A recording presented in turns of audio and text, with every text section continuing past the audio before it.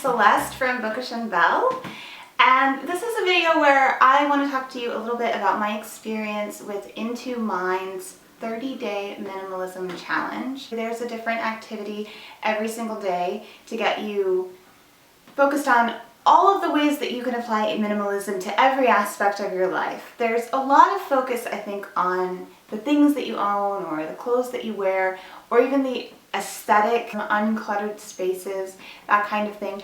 And all of that's great, but I think it's also really important to keep in mind the ways that we can apply those ways of thinking to the non-tangible elements of our lives. I really liked this challenge, and I posted about it on the blog back when I started it. I'll put a link to that down below.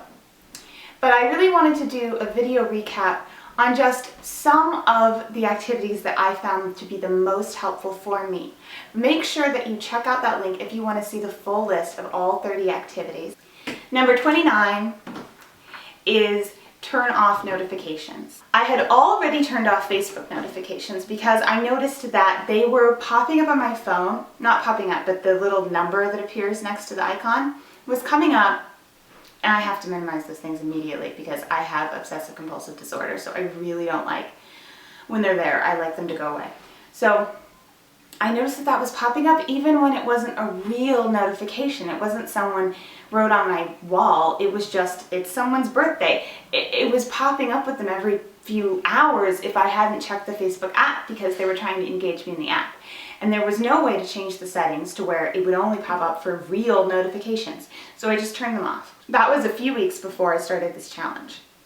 And then it said turn off all notifications on your phone just for one day. I have not turned them back off, y'all, and I'm not regretting it. It is freedom! Freedom! It's so great. I feel like I have my life back. Oh my God. I hear people talking about how we're such slaves to our phones and we're pulling out our phones all the time in the middle of conversations and being rude, sitting there at dinner, pulling out our phones and doing things. We don't have to. I'm telling you, I have my phone in my pocket all the time. I have it right here. I have it with me all the time, okay? But I am not a slave to it anymore. It rings when someone calls me, it buzzes when someone texts me, and other than that, it leaves me alone. It doesn't talk to me at all. I told it no. I said no. I don't need to know if I got a new follower on Instagram. I don't need to know that. I'm already going to check Instagram multiple times today. I know I am. So why do I need to be told to? I don't need to be reminded that I can engage in this way. I will check Facebook when I'm feeling like it. When I myself have an organic desire to check in on Facebook, I'll do it. And worst case scenario, I'll be a couple hours or a day behind on some activity that's going on with my friends, and then I'll chirp in a little later than everybody. That's the worst that's ever going to happen from not getting notifications. I'm telling you, you don't need them. Just try it. Just try it for one day and see if you're dying to turn them back on. And see which applications you do feel like you want them back on. Maybe you want the Facebook notifications, but you don't need the ones from Twitter. I mean, I don't know. Everybody's different.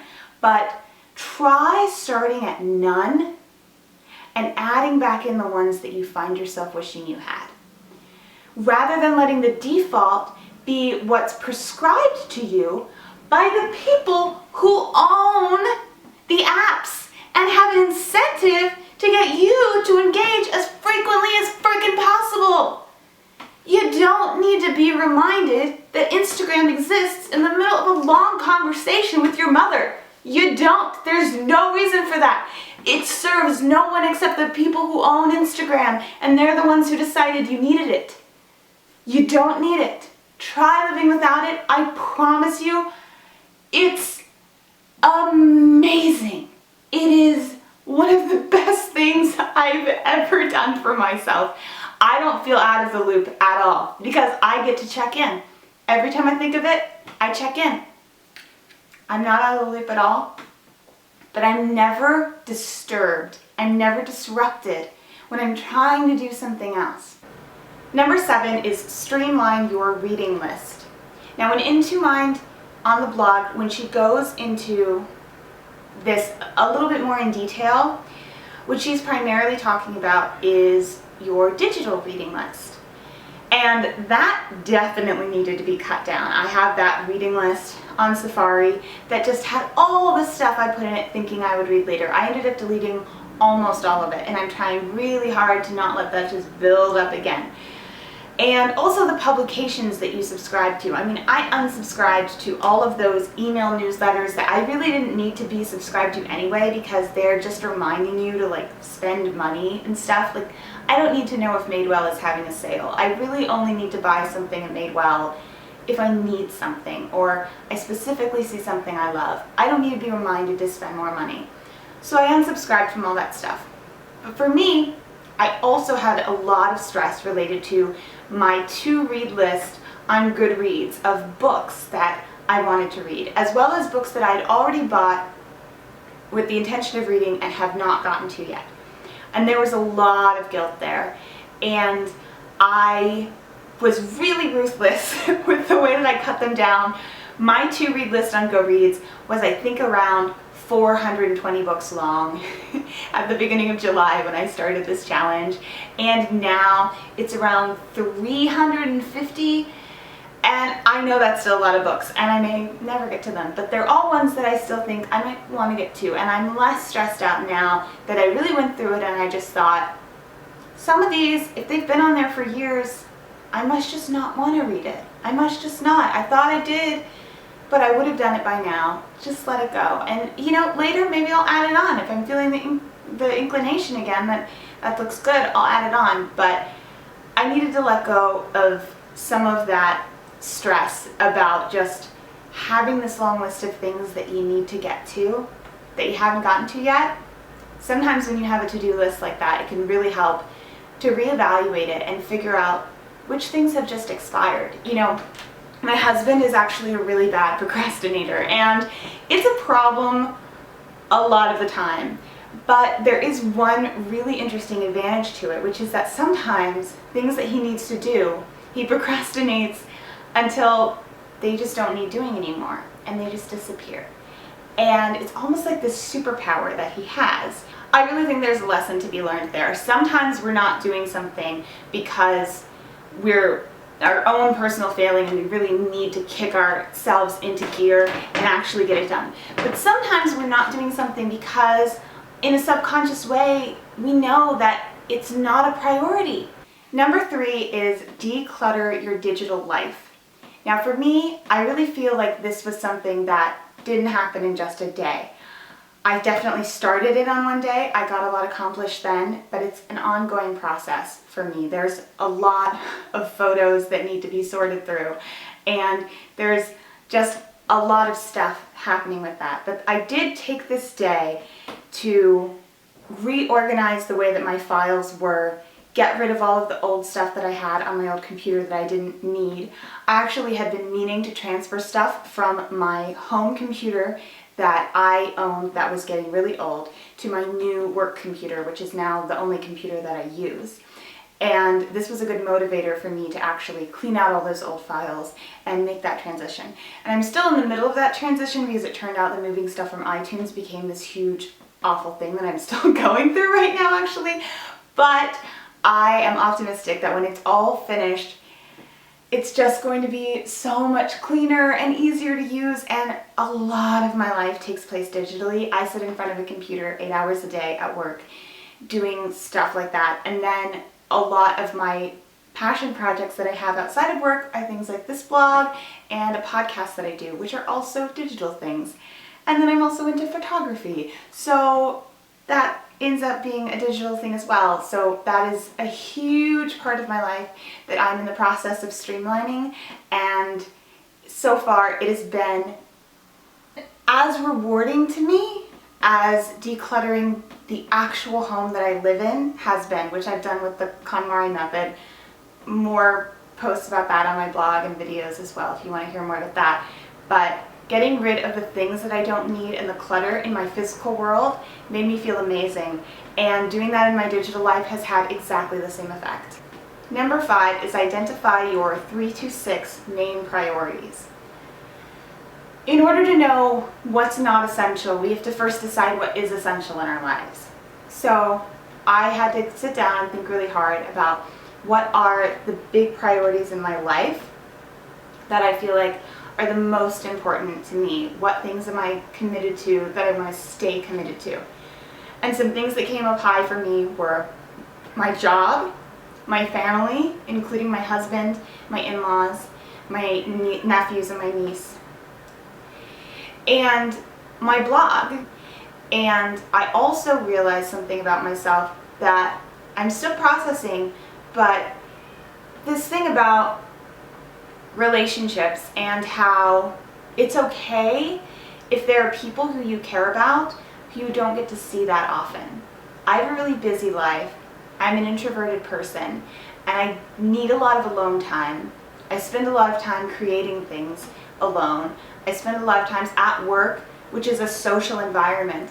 And when I have free time, I barely have the time to spend with my closest family members and my husband. And I think I've been carrying a lot of guilt for a while about the friendships that maybe at one time were more important to me, or at least took up a larger amount of my time, and I wanted them to because I had that time then. When you're young, you have so much time to just hang out with friends. And when you get older, it can feel really bad, like you're not being a good friend if you lose track of someone for a little while and then catch up with them later. I find that I stretch myself really thin sometimes, and it's easy to feel like it's necessary. It's easy to feel like everything is an obligation and you're failing if you don't meet them. But relationships shouldn't feel like obligations. They should feel like something you want. That's what it should feel like. So that was a really hard lesson for me to learn, and I really feel like this challenge helped me a lot with it. Number 18 is unfollow and unfriend.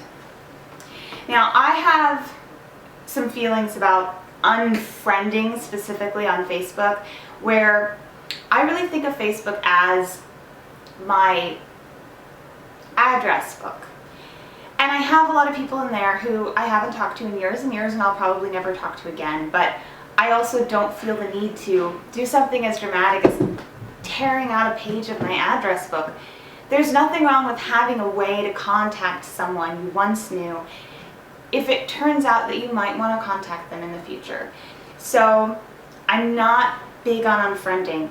I also think that there might be people who I don't think are that important to me anymore, but maybe they're enjoying the idea that they could reach out to me in the future, and it feels really aggressive to me to cut that tie.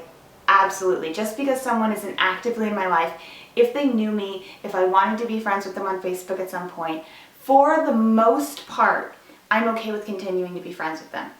That's why I love the fact that there's the unfollow feature. I've unfollowed the majority of the people who I'm technically friends with on Facebook because my newsfeed was cluttered with stuff about people who, I hadn't seen in 5 years, 10 years, and I don't need to talk to them all the time.